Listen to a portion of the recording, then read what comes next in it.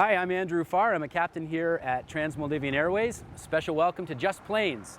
We're going to take a walk around the sea base here, the biggest sea base in the world, and we'll show you some of our operations here at Maldivian Airways in the beautiful Maldives. We're standing on the control tower, nerve center of flight operations here in the Maldives. It gives us an amazing bird's eye view. What we're looking at right now is the South or A terminal of Maldivian Airways. This is where the original Maldivian Airways had their base. And as we pan to the right, we'll see what was the Maldivian air taxi base. Now, because of the merger, we're all one unit now. So this is all called Maldivian Airways. Our fleet of 44 planes, it consists entirely of Twin Otter, a Canadian manufactured plane that is the perfect aircraft for the operations we do here.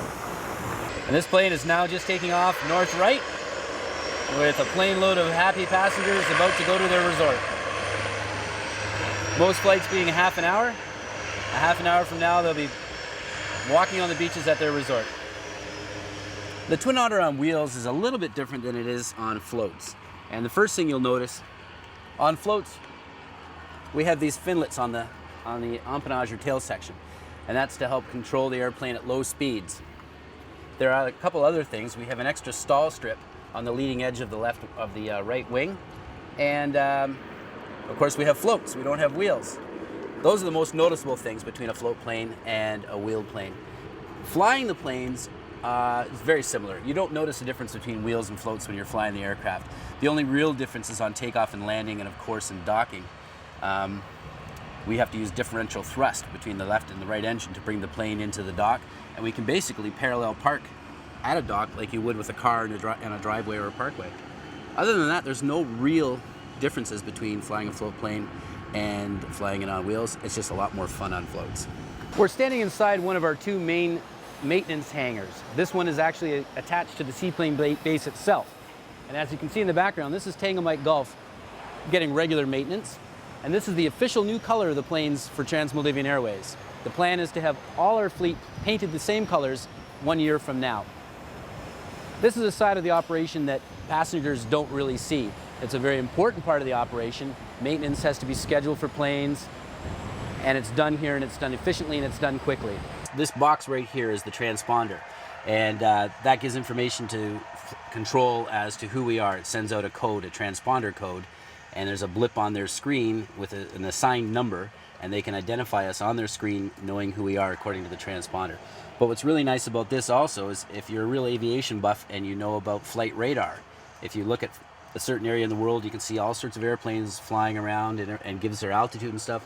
All that information comes from this transponder. Anywhere in the world you can see where I am. In fact, my father in Canada has been on flight radar, and because of this little box, he can follow me. And one time I told him I was landing at a particular resort at 9 o'clock, and 10 minutes later I got a phone call, and he said, "How come you were late?"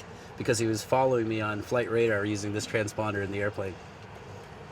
So while we fly over the resort as well, we're looking for traffic, like also boat traffic and swimmers and diving flags. We fly over first to make sure we're clear of all that before coming into landing. Now we're looking down at Barefoot Resort, and you can see every island, there's always a lee side of the island where there's less waves. So when we're seaplane pilots, we're looking for a place to land at an island like that. We always land on the lee side where there's less waves, and that's where they happen to have parked all the boats as well. Right now what we're on, what's called the Sierra Arrival. We can look at our flight plan. We're going Sierra Delta, and this is Mali International. So the Sierra Arrival, before we get to Sierra, we'll be there in 9 minutes. We have to descend down to 500 feet. And what we're doing, we're actually going underneath the approach and crossing to the other side of the airport to land in the lagoon. So I find it kind of a unique thing with seaplanes, since we can fly low to the water and it's safe for us with the floats on it. In a lot of airports, you fly under the approaches of active aircraft. The plane we just recorded landing is Tango Alpha Charlie. They're returning from the north now from two resorts, Vela Private Island and Zatali. And on board is Captain Johan and First Officer Maria. And they'll be docking here in a couple of minutes. They're just out here taxiing in now.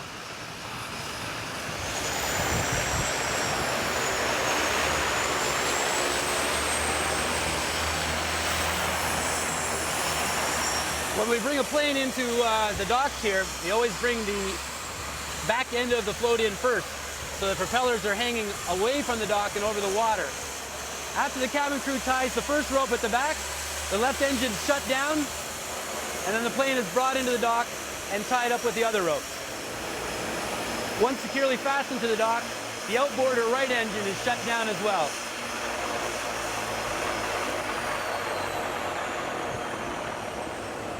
And that's the end of the flight for some travelers now heading on to international flights back to their home countries. That's it for our segment here with Just Planes. Thank you very much for coming down to Trans-Maldivian Airways and experiencing a little bit of our paradise. We hope to see you here in the near future. Thanks again.